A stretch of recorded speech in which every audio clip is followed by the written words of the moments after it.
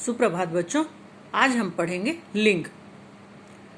तो सबसे पहले यहाँ पर कुछ चित्र दिए हुए हैं। अब उन चित्रों को बच्चों आप ध्यान से देखो और उसके बाद हम आगे पढ़ेंगे और समझेंगे कि लिंग क्या होता है। ठीक है, तो देखो, नीचे दिए गए चित्रों को देखो और उनके नीचे लिखे वाक्य पढ़ो। है ना, यहाँ पे एक चित्र है, ये क्या है? धोबी। धोबी कपड़े धो रहा है। देखो, ये धोबी है, ये कपड़े धो रहा है। ठीक है, और ये क्या है? धोबिन कपड़े सुखा रही है। ये जो धोबिन है ये कपड़े सुखा रही है। ठीक है, यहाँ पे क्या है? धोबी और यहाँ है धोबिन। लेकिन धोबी के लिए हम क्या शब्द यूज कर रहे हैं, क्या वाक्य यूज कर रहे हैं? धोबी कपड़े धो रहा है। ठीक है, और धोबिन जो है वो कपड़े सुखा रही है। ठीक है, और दूसरा वाक्य पढ़ते हैं। ये क्या है? भैया खाना खा रहे हैं। ठीक है, और यहाँ पे क्या है? दीदी पानी ला रही है। ठीक है, अब भैया खाना खा रहे हैं, यहाँ पर देख लो, क्योंकि यहाँ पे भैया है और यहाँ पे दीदी है, तो दोनों के जो वाक्य जो है उसमें अंतर है। भैया खाना खा रहे हैं और दीदी पानी ला रही है। तो ये रहा है, रही है, ये क्या है? यही इसके अंतर को हम समझेंगे। ठीक है, ऊपर दिए वाक्यों में धोबी और भैया शब्द से पुरुष जाति का पता चलता है तथा धोबिन और दीदी शब्द से स्त्री जाति का पता चलता है। ठीक है, धोबी और ये भैया, ये दोनों पुरुष जाति के हैं, और ये धोबिन और ये दीदी, ये दोनों जो है वो स्त्री जाति की हैं। तो ये दोनों अलग अलग जाति के हैं। ठीक है, तो अब हमको ये पता चलता है कि ये दोनों तो पुरुष जाति के हैं और ये दोनों स्त्री जाति के हैं।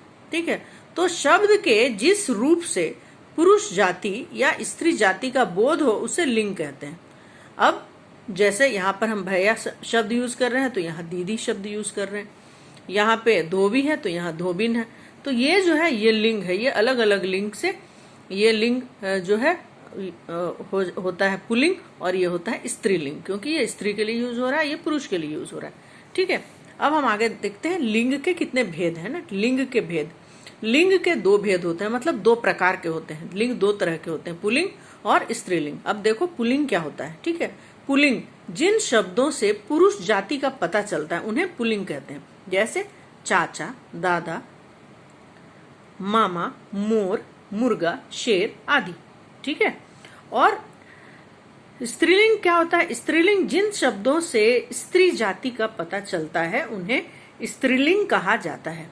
ठीक है, जैसे चाची, दादी, मामी, मोरनी, मुर्गी, शेरनी आदि।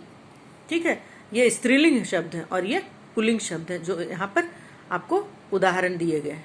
ठीक है, तो अब हम कुछ जो है अगले पृष्ठ में है, कुछ स्त्रीलिंग और पुल्लिंग दोनों शब्द को हम देखेंगे क्या है। ठीक है, अब यहाँ पे पुल्लिंग शब्द का कॉलम बना हुआ है और यहाँ पे स्त्रीलिंग शब्द का कॉलम बना हुआ है। देखते हैं क्या है। बाघ, उसका स्त्रीलिंग क्या होगा? बाघिन।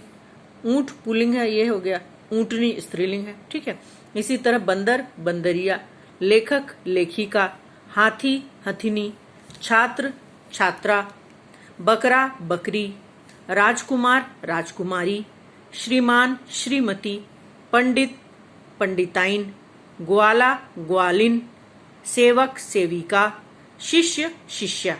ठीक है, इसी तरह और देखते हैं, यहाँ पर और दो कॉलम बने हुए हैं। दादा, दादी, गुड्डा, गुड़िया, शिक्षक, शिक्षिका, लोहार, लोहारिन, बैल, गाय, नाग, नागिन, वर, वधू, नौकर, नौकरानी, युवक, युवती, आदमी, औरत, दूल्हा, दुल्हन, कुम्हार, कुम्हारिन, बेटा, बेटी। ठीक है, तुमने इसमें देखा कि सबके स्त्रीलिंग और पुल्लिंग शब्द दिए हुए हैं। पुल्लिंग शब्द है और उसका स्त्रीलिंग क्या होगा लिखा है।